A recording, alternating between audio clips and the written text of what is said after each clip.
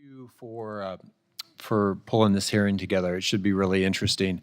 A number of folks know that I've been heavily involved in these conversations, and we have been able to really put together a surprising amount of sort of bipartisan interest in where we think we need to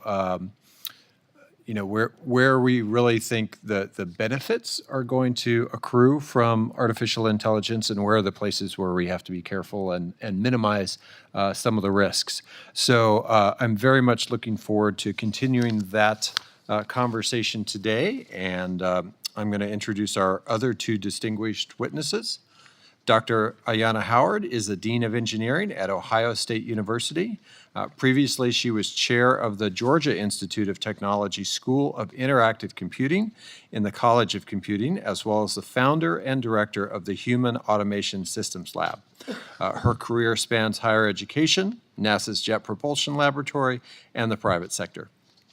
Dr. Howard is the founder and president of the board of directors of Zyrobotics, a Georgia Tech spinoff company that develops mobile therapy and educational products for children with special needs. She's also a fellow of the American Association for the Advancement of Science and the National Academy of Inventors, and was appointed to the National Artificial Intelligence Advisory Committee. Dr. Jennifer Gaudicio is director of the Center for Computing Research at Sandia National Laboratories, where she stewards the center's portfolio of research from fundamental science to state-of-the-art applications. She is also the program executive for the National Nuclear Security Administration's Advanced Simulation and Computing Program there at Sandia.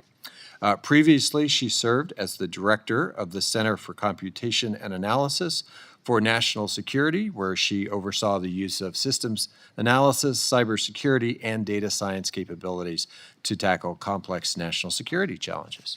Thank you, Senator Heinrich. Let's go ahead and hear from our witnesses. Dr. Miller, everyone gets 5 minutes, and then hopefully we can follow up with questions. Dr. Miller. Thank you, Chairman Heinrich, Vice Chairman Schweikert, and distinguished members of the committee for allowing me to share my views on AI and its potential to fuel economic growth and governance. I'm a pragmatist, so I'm going to focus on pragmatic applications and policy questions for the fifth of the economy that comprises healthcare. As mentioned, I'm a practicing hospitalist at Hopkins, non-resident fellow at AEI. I actually worked for 4 regulatory agencies, including the FDA and CMS and the FTC and FCC, and I also serve on MedPAC.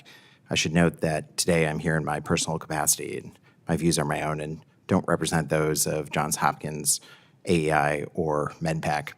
So I just actually finished a week working in the hospital on the night shift.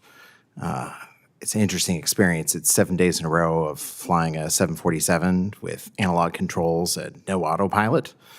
It's not a good thing for us to have systems focused this way across the country. And I'd say, actually, since I first rounded in the hospital as a medical student 15 years ago, things haven't really changed. I don't really see a lot of change in clinical operations and what we do, and the broader economic data support this assertion. The Bureau of Labor Statistics tells us that for around 25 years, the hospital industry has had flat or declining labor productivity most years. And demand's going up, right? People are getting sicker, we have more elderly patients, and we have a labor shortage as a consequence. So we're missing 78,000 registered nurses, 68,000 primary care physicians, amongst others. And also the spending's breaking the budget, right? So Medicare and Medicaid are $1.7 trillion or more annually, and that crowds out other sort of transformative investments that we want to make in things like transportation, education, my personal favorite, space exploration. And so we got to think differently. And so AI and automation actually can help solve our productivity problem in my industry and let us clinicians do what clinicians do best, which is focus on the patients instead of paperwork. Patients today face delays in diagnosis, clinical errors, and tired and fatigued clinical staff who are focused on admin tasks. So AI is not really Terminator 3. It's also not really Star Trek. It's an inherently practical and technical issue for implementing it in healthcare. We can use it to automate mundane administrative tasks like physician charting with ambient AI, coding and billing. Imagine if AI were summarizing your clinic visit as you were actually talking with the physician instead of them staring at the computer. And imagine if that physician could save time from the 6 hours a day spent on charting. This is actually being tested today, and my colleagues at other hospitals are part of these pilots. It can also augment clinical labor. It could assist with mammography interpretation, melanoma diagnosis, improving efficiency and accuracy, identifying areas of concern in advance of physician review. It can automate other elements of clinical practice, reading pathology slides, looking at EEGs to check for seizures and other neurologic problems. And then a lot of folks are really worried about the labor impact. And I have to say that with the average day for a primary care physician estimated at 26.7 hours, if they complete all the tasks they're supposed to, there's plenty of room for us to have software and automation pick this up. For consumers, the win is huge. So if you're a consumer and you have a chronic disease, the burden is significant. Being a diabetic, you have to check your sugars, you have to give yourself a bunch of shots, you have to count your carbs, watch what you eat. It's not easy. Imagine if we could create integrated systems with glucometers to check glucose, insulin pumps, and we could take that burden away from the patients so they could just focus on going about their life. From a policy perspective, we have to be careful not to overregulate. So right now, this is, and I'm a car guy, this is like putting airbags in cars in 1920 if we go too far. We should be practical and use existing authorities that we have at agencies like the FDA and the Office of National Coordinator for Health IT. And we want sort of to facilitate permissive bottom-up innovation from clinicians, nurses, engineers, and others. And we want that to come from the bedside.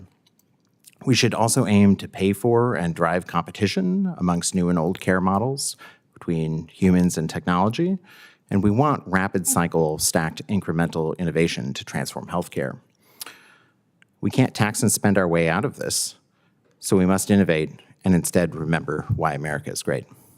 Thank you.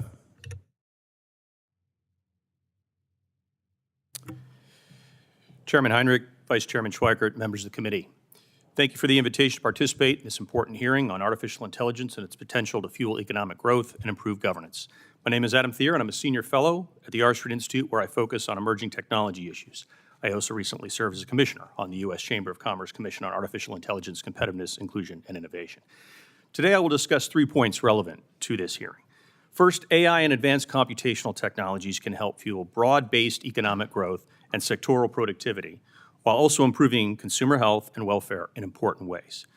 Second, to unlock these benefits, the United States needs to pursue a pro-innovation AI policy vision that can help bolster our global competitive advantage and geopolitical security. Third, we can advance these goals through an AI opportunity agenda that includes a learning period moratorium on burdensome new forms of AI regulations. I will address each point briefly, but I've included 3 appendices to my testimony for more details. AI is set to become the most important general-purpose technology of our era, and AI could revolutionize every segment of the economy in some fashion. The potential exists for AI to drive explosive economic growth and productivity enhancements. While predictions vary, analysts forecast that AI could deliver trillions in additional global economic activity and significantly boost annual GDP growth.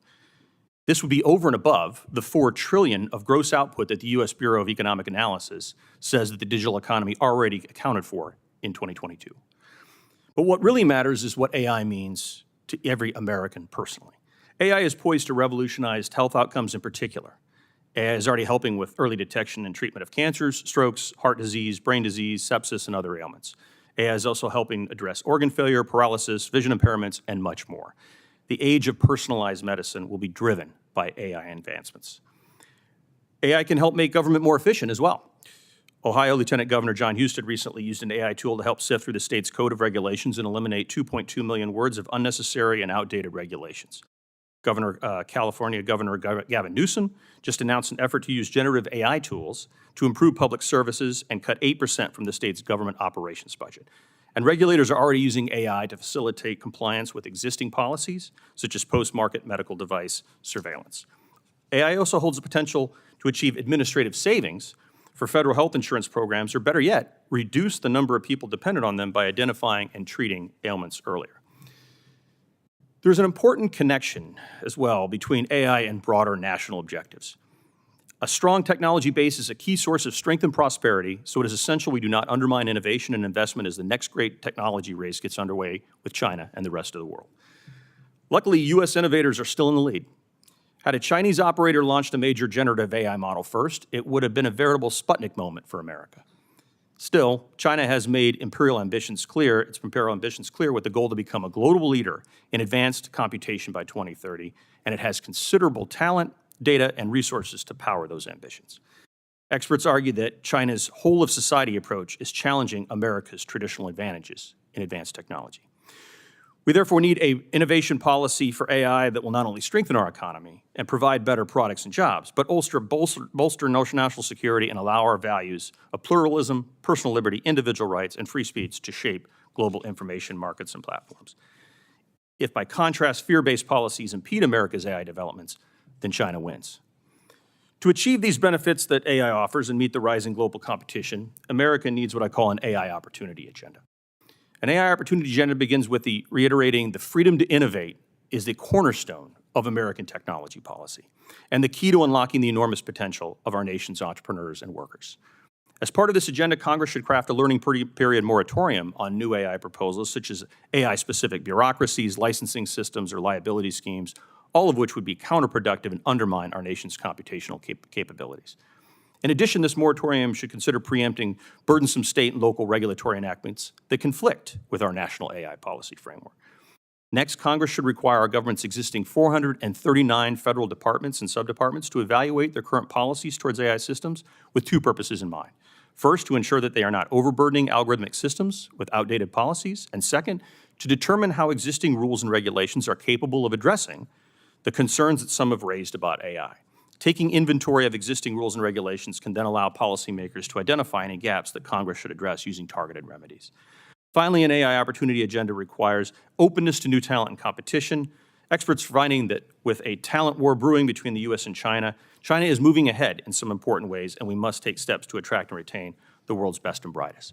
In sum, America's AI policy should be rooted in patience and humility instead of a rush to overregulate based on hypothetical worst-case thinking. We're still very early in the AI life cycle. There's still no consensus on even how to define the term, let alone legislate beyond establishing definitions. I thank you for holding this hearing and for your consideration of my views. I look forward to any questions you may have.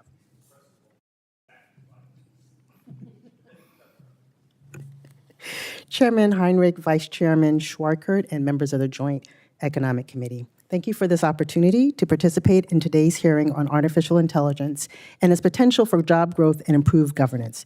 And it's an honor to be with you today. My comments in this testimony are focused on the national importance of AI literacy and its role in augmenting the current and future workforce talent pool, as well as the government's role in enabling this to happen. While demographics of the U.S. are changing, these changes are not reflected in the diversity of students pursuing degrees related to AI, engineering, and computer science. According to the 2023 World Economic Forum Future of Jobs report, AI continues to shift the skills that are needed within the workforce, in some cases creating new jobs, augmenting old jobs, and eliminating other jobs. AI talent shortage is thus not just a U.S. problem. Buying outside talent is thus no longer a viable option to solve this issue. Too often, though, we disregard our untapped talent pools.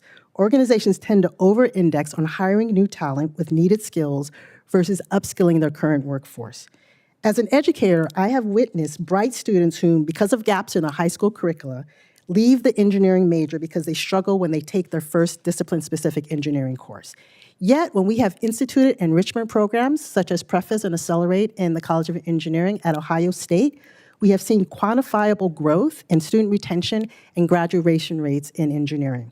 There is thus no reason beyond intentionality and resources why organizations, government agencies, and educational institutions can't institute similar AI training and literacy programs within their own organizational borders. There has been some movement in Congress to expand the Digital Equity Act into an AI Literacy Act, but there needs to be more. As a technology researcher and college dean, I also dabble a bit in policy with respect to AI and regulations. I think policy will be critical to building trust. Policies and regulations allow for equal footing by establishing expectations and ramifications if companies or other governments violate them. Now, some companies will disregard the policies and just pay the fines, but there is still some concept of a consequence. Right now, there's a lot of activity around AI regulations. There's the European Union AI Act, which Parliament just adopted in March 2024. There are draft AI guidelines that were released by the Japanese government, and slightly different proposals in the US, including President Biden's AI executive order. There's state-specific activity too. Over the past 5 years, it's been documented that 17 states have enacted 29 bills that focus on some aspect of AI regulations. In fact, on June 11th this month, I'll be participating in an AI symposium at the Ohio State House, which brings academic leaders, policymakers, and industry experts to talk about the challenges and opportunities that AI poses for Ohio's universities. But this practice of each state coming up with their own rules for regulating AI, it will continue to happen if AI bills are not being passed at a federal level.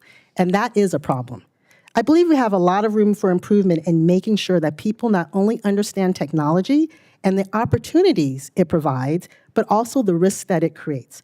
With new federal regulations, more accurate systems, and increased AI literacy training and upskilling for the untapped labor market, this can happen.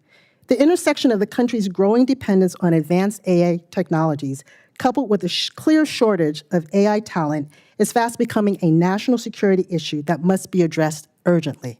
In 2001, Secretary of Defense Lloyd Austin emphasized in a speech that sophisticated information technologies, including artificial intelligence, will be key differentiators in future conflicts. The U.S., though, we have our risks and we don't have enough talent trained with sufficient AI literacy that is needed for advancing emerging technologies critical to maintaining American leadership. If we are not careful, we might be living another 1957 Sputnik moment. Today, with nearly every aspect of life evolving to being coupled to AI, the U.S. cannot afford to sit back and wait for an AI-based crisis to hit. We are at a crossroads. The U.S. must make an equivalently bold investment in growing the AI talent pool to help protect democracy, citizens' quality of life, and the overall health of the nation. I want to thank you for this opportunity to participate in this important hearing, and I appreciate the committee's attention to this topic and look forward to answering your questions. Thank you. Chairman Heinrich, Vice Chairman Schweikert, and distinguished members of the committee. Thank you for the opportunity to testify today on the crucial role of the national labs in driving AI innovations. Doing AI at the frontier and at scale is crucial for maintaining competitiveness and solving complex global challenges. Today, I want to emphasize 2 key points about how the national labs can and should contribute to frontier AI at scale. First, the role of the national labs in accelerating computing innovations through partnerships. And 2, the role of the national labs in critical AI advances aligned with our national interests to date and going forward. But first, let me provide a brief overview of Sandia National Labs to provide context for the rest of my testimony. Sandia is one of 3 research and development labs of the U.S. Department of Energy National Nuclear Security Administration. Our roots go back to World War II and the Manhattan Project. Throughout its 75-year history as a multidisciplinary national security engineering laboratory, Sandia's primary mission has been to ensure the U.S. nuclear arsenal is safe, secure, and reliable, and can fully support our nuclear deterrence policy. Importantly, there is strategic synergy and interdependence between Sandia's core mission and its capabilities-based science and engineering foundations, because breakthroughs in one area beget discoveries in others in a cycle that pushes breakthroughs and fuels advancements. For decades, the Department of Energy National Labs have been pioneering breakthroughs in high-performance computing through strong public-private partnerships. This collaborative approach has greatly enhanced America's overall competitiveness. As Mike Schulte from AMD Research said, quote, "One of the key takeaways is how impactful the forward programs were on our overall high-performance computing plus AI competitiveness. We not only created great systems for the Department of Energy, but in general, it greatly enhanced U.S. overall competitiveness in high-performance computing, AI, and energy-efficient computing," end quote. Another powerful example is our recent Tri-Lab partnership with Cerebras Systems that I discussed in my written testimony. Let me expand upon that impact of that partnership by sharing the latest results. Funded by NNSA, the team achieved a major breakthrough using the Cerebrus wafer-scale engine to run molecular dynamics simulations 179 times faster than the world's leading supercomputer. This required innovations in both hardware and software. This remarkable advancement has the potential to revolutionize material science and drive scientific discoveries across various domains. For example, renewable energy experts will now be able to optimize catalytic reactions and design more efficient energy storage systems by simulating atomic scale processes over extended durations. This partnership exemplifies how to open up new frontiers in scientific research, potentially transform industries, and address critical global challenges while pushing the boundaries of AI and computing technologies. The DOE National Labs have also researched AI for decades, with a focus on addressing critical challenges for the nation. Recently, 10 of these laboratories, including Sandia, showcased their work at the AI Expo for National Competitiveness in Washington, D.C. At the Expo, the labs highlighted their contributions to AI research and their ability to contribute to the frontiers of science and solve national energy and security challenges. The labs are developing reliable and trustworthy AI-based solutions for critical areas such as nuclear deterrence engineering, national security programs, non-proliferation, energy and homeland security needs, and advanced science and technology. Pushing AI to the frontier and scaling it through the Department of Energy's Frontiers of AI for Science, Security, and Technology initiative, known as FAST, will maintain U.S. competitiveness and solve global challenges. The National Labs' long history driving computing innovations, coupled with our strategic AI research focused on key applications, makes DOE and the labs invaluable partners for realizing AI's full potential through secure, trustworthy, and high-performance systems. In New Mexico, we are working with our premier institutions and industrial partners in the state to finalize the New Mexico AI Consortium. This consortium seeks to transform the landscape of AI research, cultivate a skilled workforce, and build a robust infrastructure to support cutting-edge AI research, education, and commercialization in the state. By harnessing the lab's capabilities through academic and industry partnerships, we can lead the world in AI while safeguarding our national interests. I welcome discussions on how we can work together on this critical imperative. Thank you for convening the hearing, and I look forward to your questions. Thank you, Vice Chairman Schweikert. Dr. Gaudioso, as you talk in your testimony, national labs like Sandia have historically played an important role in innovation and technology development. How has that prepared them to steward AI development? The national labs, when it comes to AI development, one, we have a history of working in AI, in the algorithms. Our work in advancing computing technologies has been focused on supporting the simulation missions and the science the labs have, but we can also have been using that computing power to start pushing large-scale AI. We also, in the national labs, actually have the free world's largest scientific workforce and the unique data sets that science has. Yeah. So for instance, ChatGPT and other types of large language models are built on the corpus of knowledge that's in the internet. Right. We know that we can build much more exquisite and impactful models if we train them on the exquisite science data that we have in the Department of Energy. And we look forward to using that data to build models that can transform how we do science to solve our challenges. Can you explain a little bit of that? Because there is a tendency among some of our colleagues to think of AI now just as a really elegant chatbot, something that can respond back with, with language that you would be hard pressed to know whether it was a human or not on the other side.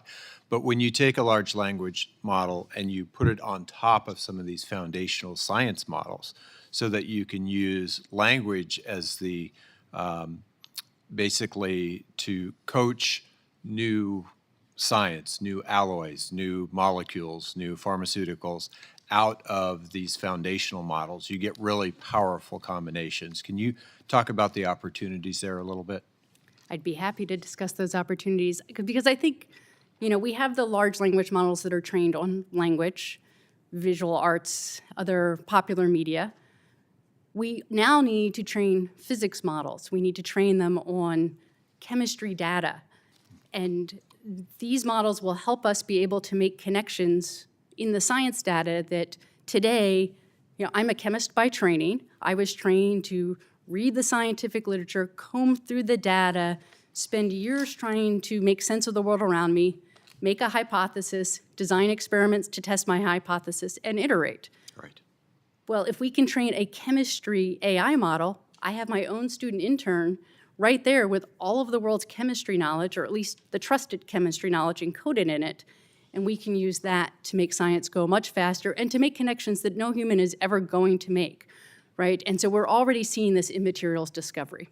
Yeah, material science in particular is just an incredibly slow, painful, like long-term endeavor in the normal course of how we do science. And I think this is really going to change that dramatically.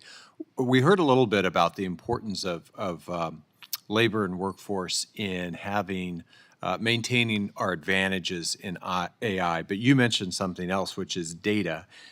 Talk a little bit about what the unique data sets that we have at places like our national labs, within our agencies, and how some of that, and for that matter, data curation, the importance of data curation, how that gives us a leg up over some of our competitors as well.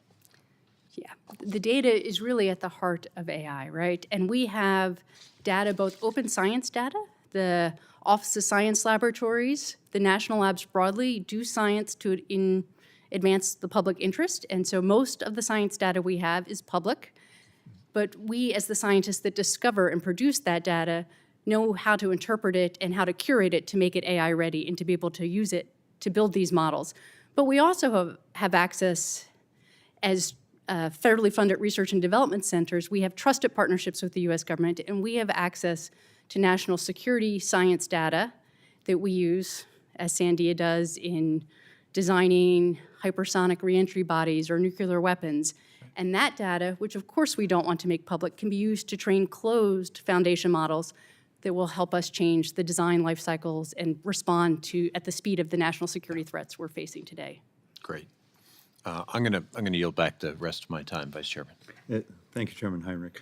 Dr. Miller, first, you already know I'm a bit of a fan of what you do and the way you think. Can you play a game with me instead of just reading a written question here?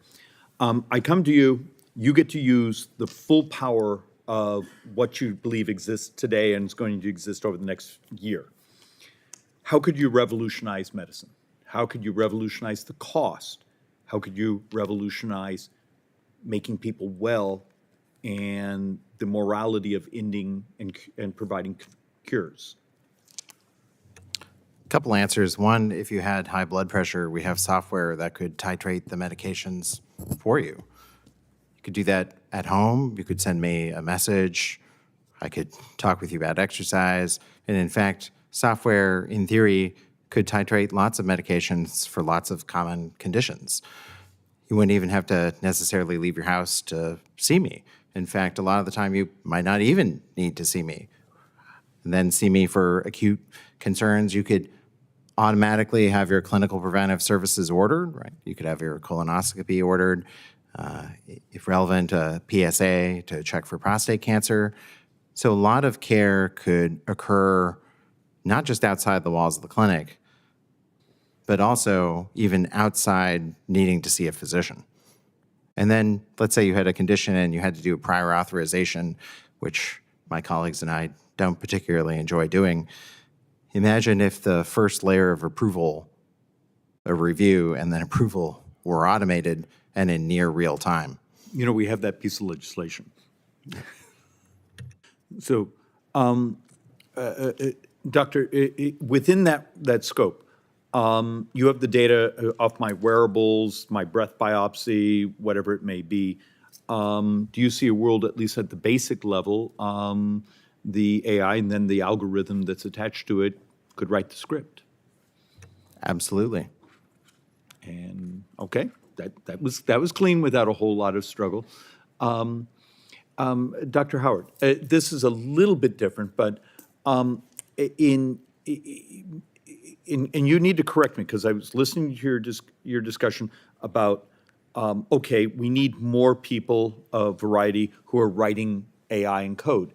But in some ways, maybe I have the utopian vision of it provides access for more people to be able to do technology.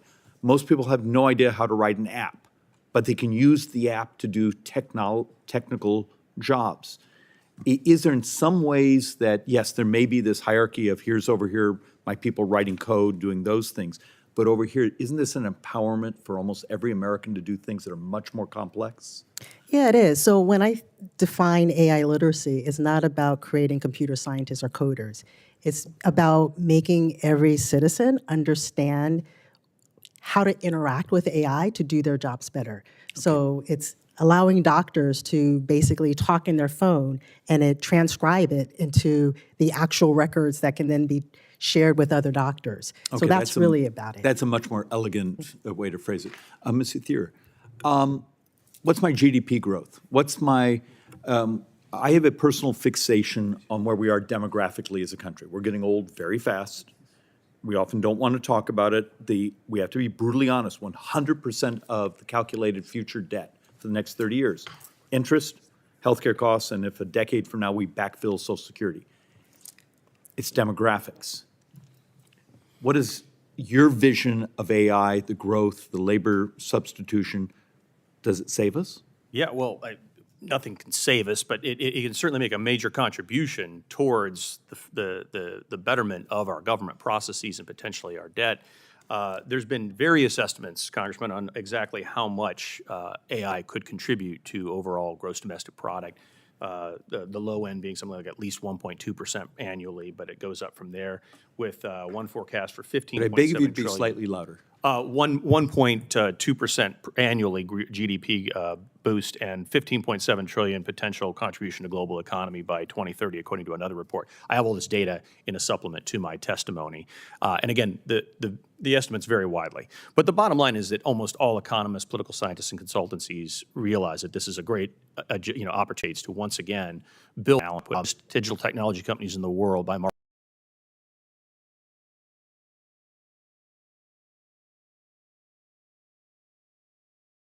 our American technology right.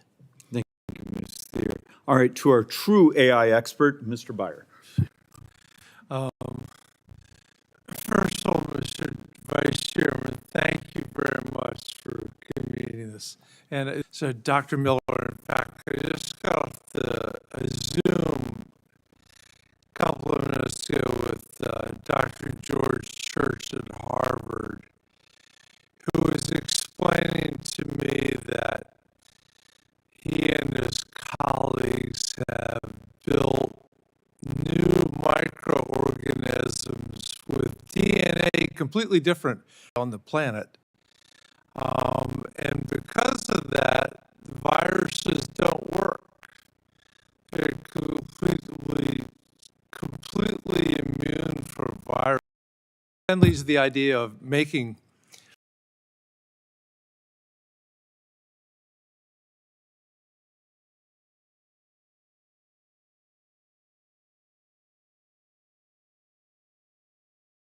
that won't be rejected because there'll be nothing to reject. It'll be unrecognized. Just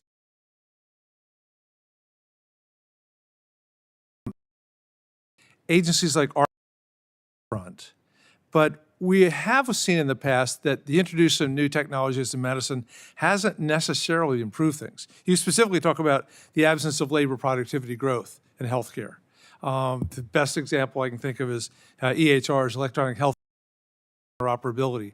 Veterans Affairs and DOD have been fighting for years about how to bring them together. How do we acknowledge the 17 to 19% GDP on healthcare, like double of any other place in the world, and use AI to bring down those costs and bring labor. Many things that gets in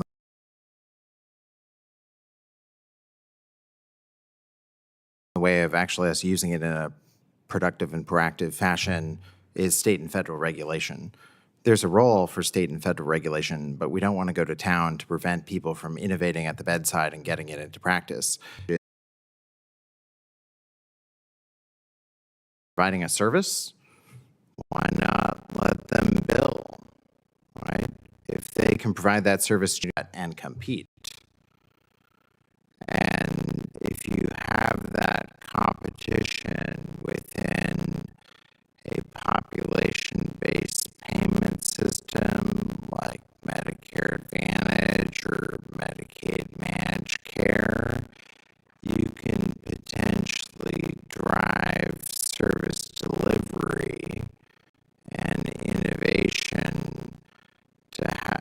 for consumers to then have a choice of human service, maybe with a Bluetooth exam. They could have remote service like audio video only.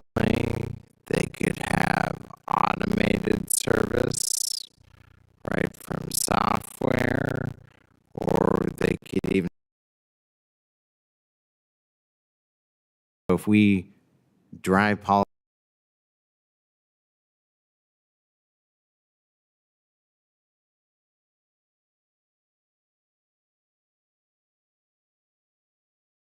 consumers that choice, that will improve labor productivity because the consumers will choose. Great. Thank you, Dr. Miller, very much. Mr. Thier, your 10 principles to guide AI policy, you said it's equally important that lawmakers not demand that all AI systems be perfectly explainable in how they operate it. We had Secretary Becerra in here recently over at Ways, and he said,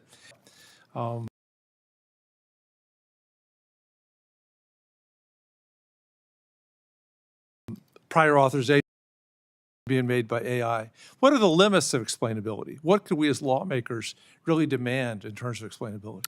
Yeah, well, transparency is a good principle, but the question about how to mandate it by law is always tricky. And when you get specifically into algorithmic explainability, the question is exactly how do you explain all the inner workings of a model before it gets to market, right? That's very difficult. And what I've articulated in the 10 principles to the AI task force that I sent up were basic to, on the back end, look at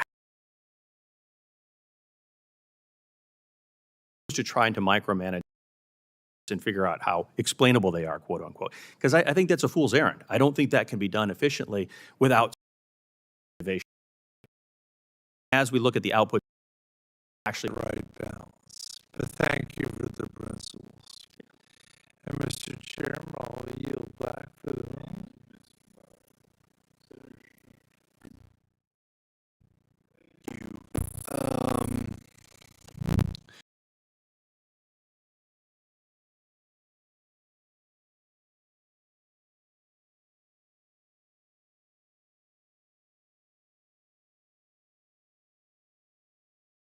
America is poised to enter the next decades of the 21st century hand in hand with the technology that could possibly define it, artificial intelligence.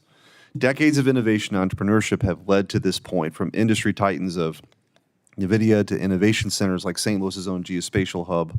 America is ahead in the AI race and has the resources to double down on its unique advantages. Yet, America's position in AI is under constant pressure. China is investing billions and billions into its own AI industry. Some of this investment is for AI surveillance technology to export their malignant surveillance state abroad. There's no telling what could happen if China became the dominant player in the 21st century.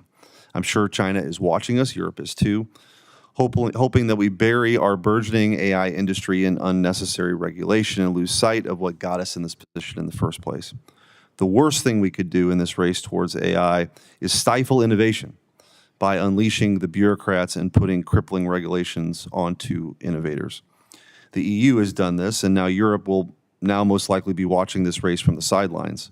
Yet there have been rumblings here on Capitol Hill and fancy summits all over the world that the U.S. should overregulate this industry. This would only serve to hamstring our innovation and give China the keys to this amazing technology.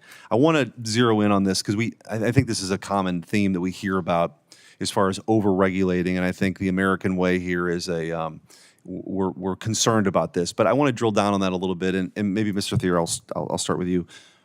What do we mean by that? Like, how would you define that? Colorado has passed some regulations that even their governor has questioned. And just using that as one example, what is it that we should be concerned about in this framework? Certainly. Thank you for the question. First of all, as of noon today, there are 754 AI bills pending across the United States of America. 642 of those bills are at the state level.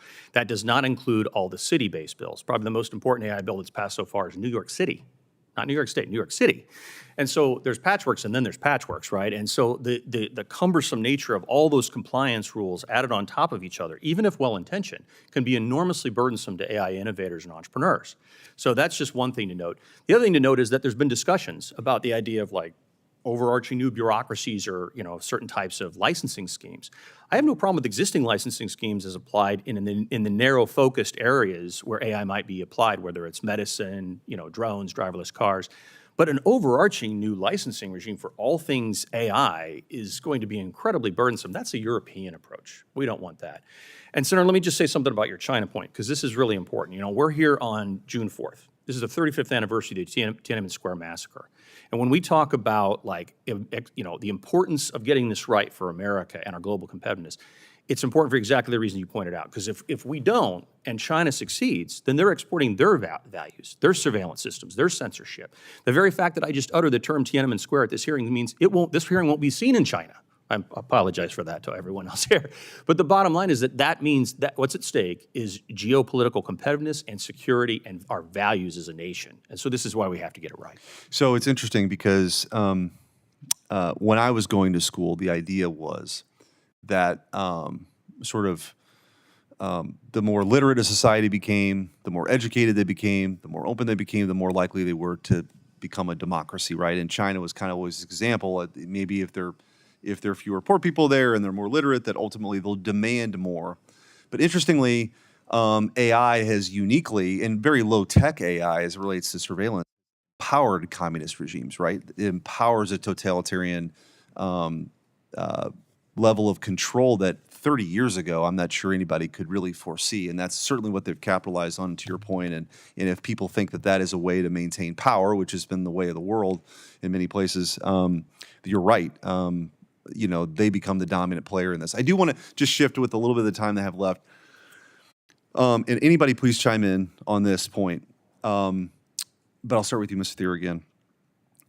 Big tech versus little tech here. I think there's a concern, at least that I have, that a regulatory scheme or we're doing something that sort of protects the big players but ultimately leaves out the innovation, again, that got us to this point now. How do you view this, and what can we do to guard against that? Because I do think there are some folks that want a more sort of a protectionist view of the big players here, and they have all the answers, and they're very important players, but not the only players. And how do you guard against this shutting out little tech in this process? Amen to that. So let's take a look at Europe. I mean, one of the things I always ask my students or crowds that I talk to about AI policy or technology policy is I say, name me a leading digital technology innovator headquartered in European Union today. Silence, right? That has everything to do with getting policy wrong. And what European Union is doing right now, the only thing they're exporting on the digital technology front is regulation.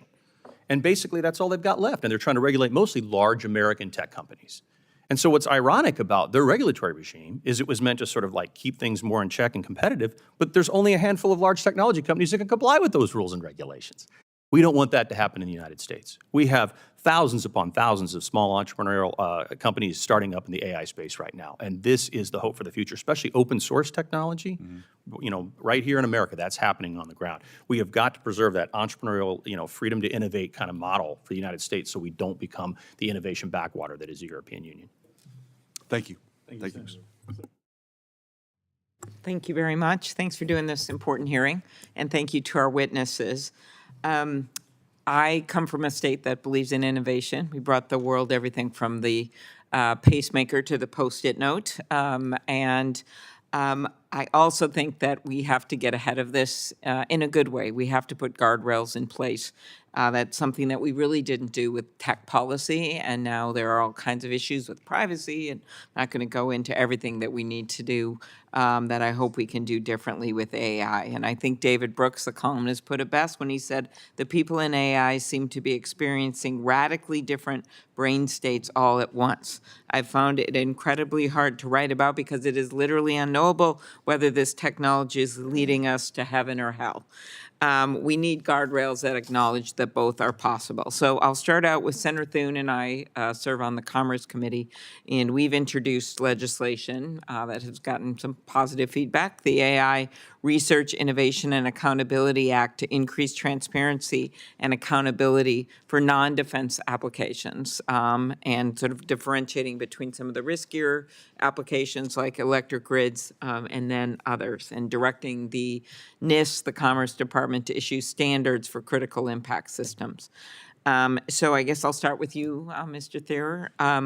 The bill that I just mentioned takes a risk-based approach that recognizes different levels of regulation are appropriate for different uses of AI. Do you agree that a risk-based approach to regulation is a good way to put in place some guardrails? Yeah, absolutely. I wrote a paper about your bill, Senator, and Maybe I know that.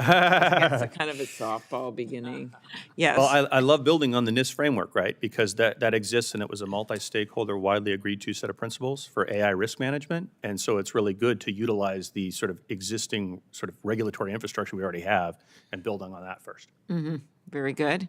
Do you want to add something, Dr. Howard? I also noticed that your testimony emphasized the importance of AI literacy training, and we actually, in that bill, direct the Commerce Department to develop ways of educating consumers that this has got to be part of anything, including the work that Senator Heinrich, our leader here, as well as Senator Schumer and Senators Rounds and Young have done for the bigger base bill, and that we hope to be part of. Do you want to talk about literacy a bit? Yeah, I think even if you think about doing policy right, you have to have individuals understand that definition of right. And if you don't understand AI and both the opportunities and the risks, there's no way that you can think about great policy.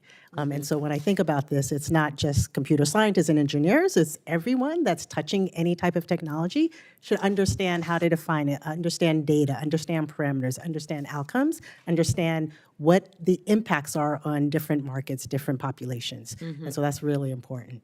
Do you want to add anything, Dr. Gardioso? You know, I think that there is the importance of the risk framework. There is also research that needs to be done to give us the technical underpinning, right? Trust is something that a human conveys, but we are still in the early stages of doing research to understand what makes a model trustworthy. When does it respond within the bounds of our data? Where is it reliable? Where is it not? And so I think, you know, policy just needs to keep in mind where we are heading and what the technical basis is at any given point in time, because the technology to understand the trustworthiness, the mathematical underpinnings, is something the national labs have researched for a long time and is moving quickly. Very good. One of the things that I'm like hair on fire moment is just because I chair the Rules Committee is the democracy piece of this.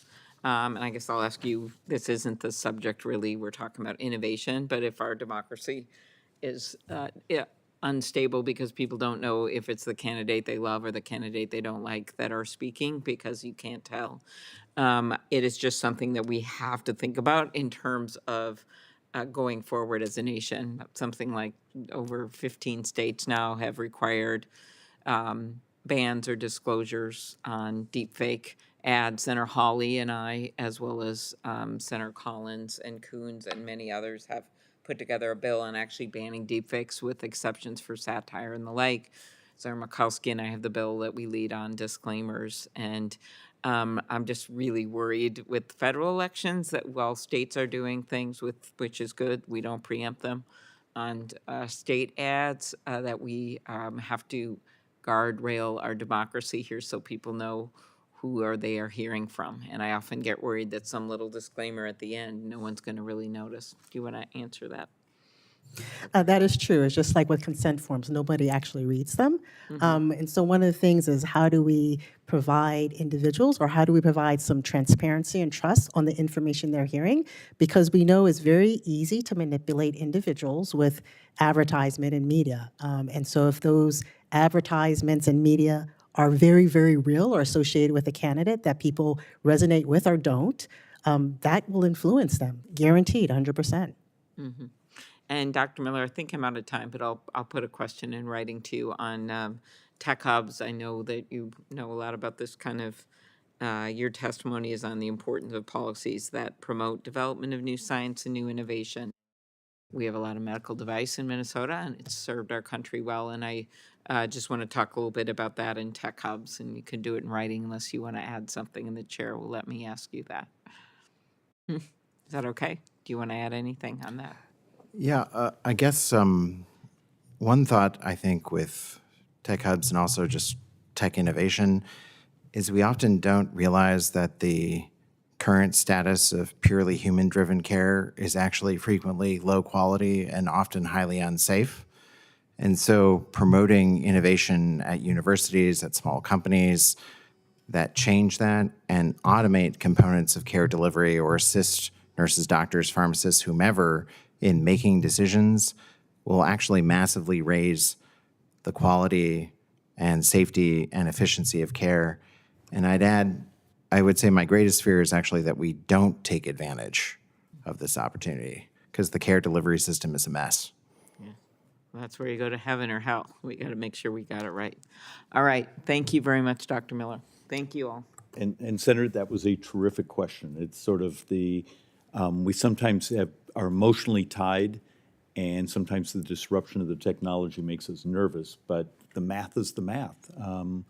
We've seen a number of papers that talk about some of the ability for the AI to read the data coming off my watch or the wearable or the glucose meter or the thing you blow into, and being able to analyze that data actually is remarkably good and statistically much more accurate than, someone that went to postgraduate school for, 9 years?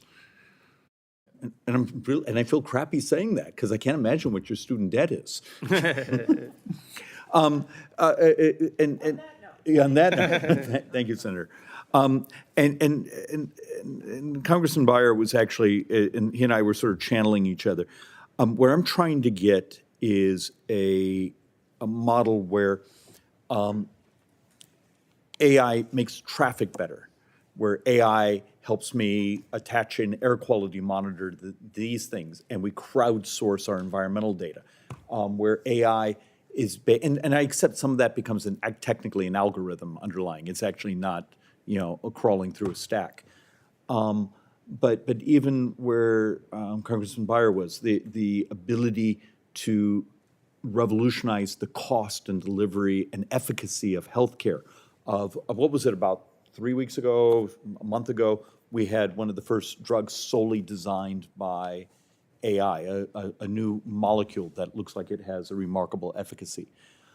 How do I get this to move fast?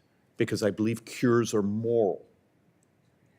And it's an interesting, is the solution an environment, as you and I think about policy, is it taking a look at the outcomes and making sure those outcomes are effective, in some ways moral, efficient? Because if we don't do something fairly dramatically on the cost of delivering services, I mean, yesterday we borrowed $101,000 per second over the last 366 days. It's a leap year. If I had come to you a few years ago and said we're going to be over $100,000 a second in borrowing, and almost all the growth of borrowing is interest. Interest now will be number 2 in our spending stack, and the growth of healthcare. I mean, am I channeling you appropriately? Wholly, very much so. It's just terrifying to think that interest on the debt is greater than Medicare, greater than Medicaid, greater than the defense budget. Only has to catch up with his discretionary non-defense Yeah, just Social Security. and Social Security. Yeah. So as I come to all of you, you have the ginormous computers and lots of technical data that is not public. You have the next generation students. You have the policy, and you have the case of how we could revolutionize healthcare.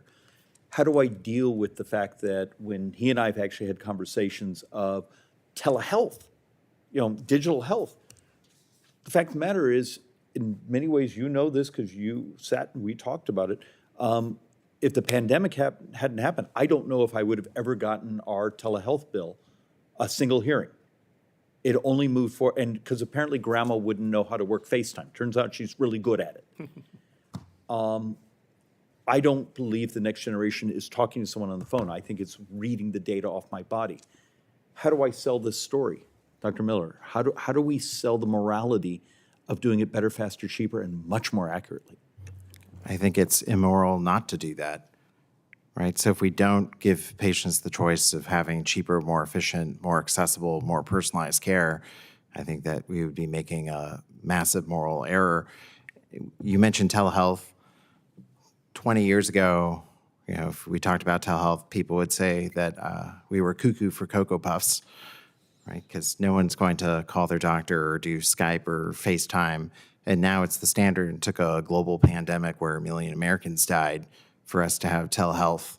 So I think the answer is one, hopefully we don't have another global pandemic, but we don't want to wait until there's some catastrophic event until we offer automated or autonomous care, right? If you're a poor American with chronic disease, autonomous and automated care or AI-assisted care is basically the best thing ever, because you will get more access, you'll get higher quality, and it's going to be cheaper. So I personally think that we have to do it. It's not a choice. Mr. Thier, and as you, I know you're going to respond to that. Does it make a difference in our world that, what was it, 3 weeks ago, Apple finally got its next generation of watch for cardiac arrhythmias, those things, substantially certified as a medical device. Is that what you were talking about, the next generation disruption is coming? Yeah, absolutely. And to answer your question, Congressman, about how we essentially sell these benefits, we talk about it in terms of opportunity costs. Like, what would we be losing? So what kind of foregone innovation would we lose if we don't get this right? Well, we can put our numbers on this. Let's talk about some of the biggest killers in America today. 800,000 people lose their lives to heart disease. 600,000 people lose their lives to cancers every year now. I mean, how about cars? Let's talk about public health and vehicles. I mean, every single day, there's 6,500 people injured on the roads in America. 100 of them die. 94% of those are attributable to human error behind the wheel. I have to believe that if we had more autonomy in the automobile sector, we could actually make a dent, excuse the pun, in that death toll. Yeah, and so I mean, this is where we can talk to the public about like the real world trade-offs at work if we get this wrong, right? I mean, we've had a 50-year war on cancer that goes back to the time when Richard Nixon was in office, and you know, we've made some strides, but we could make a lot more if we had serious, robust technological change to bring to bear on this through the form of computational and algorithmic learning. I mean, this is where we can make the most difference. Mr. Vice Chairman, if I can wander for just 30 seconds. I was waiting for you to step in. Okay. You were a little slow on the uptake. Well, I just wanted to help you stay on message, but if I can go off message for a minute, I wanted to respond to one of the things that Senator Schmidt said about licensing. My dear friend Tom Wheeler, who chaired the FCC, a Democrat, and clearly a leftist center Democrat, called to tell me how important it was not to use licensing in AI. That when we did that, all we were doing was essentially embracing anti-competitiveness and locking in the advantage of the incumbents. And we need to be very careful about that. Senator Schmidt also started with 2 minutes on China. I also want to quote Martin Wolf, who was the editor-in-chief of Financial Times, saying, please don't give up. That 20 years of liberalization is too soon to tell. That sooner or later, the state motto of Virginia is Sic Semper Tyrannis, sooner or later the Chinese people are going to rise up. Now, we need to be worried about the Chinese Communist Party, not the Chinese people, that they will be demanding freedom and sooner, hopefully rather than later. And Dr. Howard, I have 2 Brunonian children, so it's wonderful to have you here. And I really appreciate your service on the National AI Advisory Council. I mean, you really set the stage for the big executive order and all that. But I'm specifically interested in your emphasis on digital literacy. We've been looking at what Finland has done with the multi-hour training in digital literacy. As we struggle with deep fakes, which are now coming more and more, you start with the notion that we need to be teaching people what to be suspicious of and let their own instincts kick in. But how can we develop digital literacy in a much more robust way than what we've done so far? So I think this is an area where you have to bring in academics, industry, organizations, nonprofits, and government. I think about it very similar to cybersecurity. Nowadays, people actually check to make sure, is this really spam? I'm not going to click the link. But I will tell you, 5 years ago, everyone was clicking. And so how do you get people to be aware that this is an issue? Half of the Americans have no clue that, there might be a fake. It might be manipulation. Advertisement might be by a chatbot. And so it really is ensuring that we have this conglomeration of everyone thinking about how do we train within the organization, outside the organization, from K to 12 to gray. Yeah, thank you very much. But David, also, before yielding back to you, because you didn't turn my I was going to, this is a conversation. We're doing almost a colloquy question well, model. in a colloquy thing, I want to thank you for We're bringing partially together. also stalling because I have another member coming. Oh, okay. So keep going. I want to thank you for getting the Joint Economic Committee to focus on the challenges of diabetes and end-stage renal disease. We had the same type hearing a few months ago, and we've both been worried about the cost of dialysis. It took Mitch Daniels, former OMB director, et cetera, to do the math while we were sitting here and say 31% of our Medicare budget right now is just dialysis. Think about what he just said. 31% is Medicare, 33% is all healthcare. Is functioning diabetes. $260 billion a year. And now we have GLP-1 antagonists. We have solutions, not inexpensive, but so far. Can you help me do some things on the farm bill? Oh, absolutely, everything we can. But this, when we look at how to deal with the $100,000 a second, Yeah. and how we make the 18% of GDP on healthcare trim down. And not just GLP-1, but many other ways that we think about using technology and AI and better management to manage healthcare in America. Yeah, Dr. Howard, I just to stick in the back of your head, and it's a slight non sequitur as you were talking about teaching people technology literacy. What's our only success functionally in the last decade of getting Americans to actually exercise? We've spent hundreds of billions. This is somewhat of a trick question, and he already knows the answer. It was gamification. It was Pokemon Go. I know that sounds absurd, but if you actually look at the data, Pokemon Go did more to get people out chasing the little, and we've often had this running discussion, what would happen if that type of technology is saying, here's how I train you how to understand how to work ChatGPT. The gamification of even down to healthcare and maintaining, if drug adherence is 16% of all US healthcare when I forget to take my statin, when I don't do those things. How do I make it so my pill bottle cap beeps at me, or those sorts of things? There are solutions that are genuinely ahead of us, and we're actually struggling saying, is there a unified theory of the ability to use this technology disruption? When I call the IRS, the person I'm talking to is actually a ChatGPT, but it stays on the phone with me, and it helps me fill out my forms, and then maybe texts me the form I need, instead of someone who's been dealing with crazy for 7 hours and doesn't really want to be on the phone with me. And that's actually going on right now. And so far, the early data of the IRS experiment of using a chatbot has been apparently really good.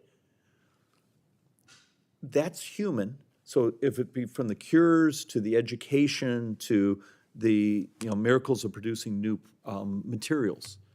And we're trying to help us sort of build the argument that many of us aren't that bright, but we get to sit here and read things that smart people write for us. But how do we create a unified theory of let the technology run? Because God forbid, none of us truly know what it's going to look like a few years from now. I mean, am I being fair? Mr. Chairman, will you yield for question? I thought you were going to tell us it was pickleball rather than. You know I don't like you anymore. I tried one pickleball and my 8-year-old beat me. I mean, Could I just wholeheartedly endorse what Dr. Howard had to say about digital literacy, AI literacy, because this is really important. First of all, Representative Rochester has a really nice bill on digital AI literacy that I think we should take a look at. That's really good stuff. And when we talk about this, AI literacy, digital literacy, we're talking about, learning for life. No matter what kind of punches come at us, we can roll with those punches and figure out how to adapt when we know more about the technology. It's about building resiliency, societal and individual resiliency. And people sometimes laugh at this. I was a co-chair of an Obama administration online safety and security task force, where the only thing anybody in the room could agree on was the importance of digital etiquette and literacy. So there's a lot of agreement on this. This is a good place to start. It's a good foundation for building that resiliency. And some people will say, well, that's not enough. Okay, fine, we'll find other remedies. But it can go a long way. I'm old enough to remember the problems we had in this country with littering and forest fires back in the 60s and 70s. And I remember well, I'm sure some of you up there too as well, that, give a hoot, don't pollute. We addressed that, right? We went after Woodsy the Owl and things like that with Smokey the Bear and forest fires. We made a huge difference just with societal education about the problems of littering and forest fires, right? That wasn't a law that passed. That was actual societal learning. It was wrong to throw things out your window of your car, right? So you apply that mentality to the world of like digital and AI policy, and we talk about, again, AI etiquette, netiquette, if you will, like proper behavior, using algorithmic services and technologies, using LLMs, using, these systems. Yes, go I ahead. want to go, and actually, I also want Mr. Byer to comment on this. And, you teach students, you have to deal with lots of freaky smart people, most of them bathe, I assume. That's actually really funny if you know some of her scientists. How do I deal with my brothers and sisters here who aren't Don Byer, who are almost fearful of technology? What do we do to take away? I swear they instantly think of a Terminator movie.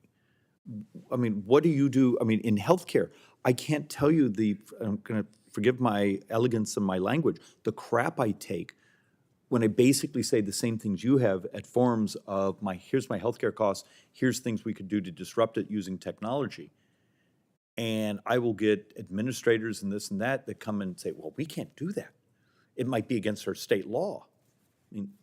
So technology allows us to operate at a higher level, have a terrible sense of direction, right? So I use Google Maps and Uber and Lyft to get places. I don't pick up a rotary phone and call my friends to ask for directions and write them down on a notepad, right? The norm. After you look it up in the phone book? Right. Yeah. I don't even have a phone book in the house anymore. And my iPhone organizes my calendar and email and tells me where to go and what to do because I'm a little absent-minded. And that's the standard. Like that's the standard of my day. And I think if we make that analogy over to healthcare, where right now we have the rotary phone and we actually single-handedly keep the fax machine lobby employed, we have an opportunity to totally transform that. So the clinical example is like if your blood pressure is really low and you have septic shock and you're going to the ICU and you're getting pressors, they have to stick some big IV in your neck. 30 years ago, if they did that, they just look at anatomical landmarks and put the IV in and hope that they didn't hit your carotid artery, which would be bad. Now you use ultrasound. You do ultrasound guided. You have a little probe, and you take a look. And if you try to do it the other way, the nurse would run screaming into the room, telling you that you're about to be negligent and doing something bad. And the answer here is that technology will allow us to do a safer, more effective job. It will become the standard. And at some point, to actually not use technology will be negligent. You get the last.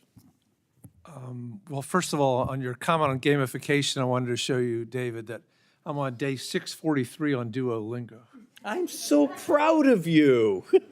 And that's only because of gamification. And But it makes my point. and I'm it will trying to ring at figure out how do you- 11:30 at night if I forgot to do it. So, So that's what I want from pill bottle caps when you don't take your statin. and Dr. Carrioso, I was very impressed with all of your testimony, but especially the notion that scientific machine learning, Sandia is fusing machine learning with scientific principles to solve scientific and engineering problems. For me, that is maybe the most exciting part of AI, not ChatGPT 4 or 5 or 6 or 7, but the notion that everything from fusion energy to how our biology works, et cetera, that you can use machine learning, the predictive parts of AI to figure things out. Can you expand on that as a scientist? I would love to. Thank you for the question. I think, to me, this is the really exciting potential, right? I mean, ChatGPT has shown us how it can change our daily interactions. And, I was able to put my written testimony into our internal chat engine and ask it if it was, helping me make it a little less technical and more general. And it was great for providing me with a first draft and editing. But that's just been trained on the corpus of knowledge that's in the internet. I think what I get really excited about is the transformative potential of training models on science data, so that I have my chemist intern with me that can help me discover new science properties, that can then help me think through the physics and thermal and mechanical stresses to design a part that can be manufactured today, right? We can just go from a new material to something that can be in our hands and usable and transform not just how we do medicine and how we interact with patients, but how we make things in the country. And so AI has the potential, if we do it and we constrain it with science, so that these concepts of hallucination and statistically guessing what the next answer should be based on what is learned, we can constrain that with physics and chemistry and science data. We can then do new manufacturing. We can make digital twins of the human body to take the drug discovery from decades down to months, maybe 100 days for the next vaccine. Mr. Byer, anything follow-up? No, but I'm so glad that you're doing that. And one of the things we don't talk about much is, as somebody who ran a small business for many, many years, the notion that one of the most important technologies is management. We don't tend to think of it that way, but the way we can explore the use of artificial intelligence to make management much better and management decisions much better. Once again, to the issue of making our world much more efficient, dealing with the $100,000 per second that we borrow. And if we're lucky, we'll replace members of Congress with something intelligent. Never mind. Or raise our All pay. right, and they've called votes for us on the House side, so Can I ask one more question then? will it be short? Yeah. You sure? I'm positive. Okay. Dr. Howard, you started Xi Robotics, and you also made, what's it say, STEM tools and learning games for children with diverse learning needs. Yes. I'd love, the chair of our AI task force, Obernolte, Dr. Obernolte, machine learning masters from Caltech, so sort of a smart guy, and he made his fortune in video games. I'd love to get your insight into how we use gaming to help educate people on not just artificial intelligence, but on everything else in the science world. Well, with Xi Robotics, I could get 5-year-olds to learn how to code through gamification. And so, and it really is how do you provide small nuggets based on someone's knowledge, engaging with them, and bring them along, scaffold them along till at the end they're like, oh, I'm actually putting code together to do simple things for a 5-year-old. I think that could be done with adults as well. Yeah, I'd love to work with you. I have a couple of ideas which we go offline with, but David, thank you so much, Mr. Chairman. And he knows that's actually one of my fixations, so there's a reason I like you. Thank you for engaging in this hearing with us. You be prepared. We're going to, for 3 days, we may ask you questions. I am going to ask also to do something a little bit different for the public record. If you have articles that you think would be appropriate for us to try to absorb, in reality, we're going to make our staff read it and then give us the highlighted copy. Please send it our direction. And with that, we're off to votes. This hearing is adjourned. Thank you. You actually like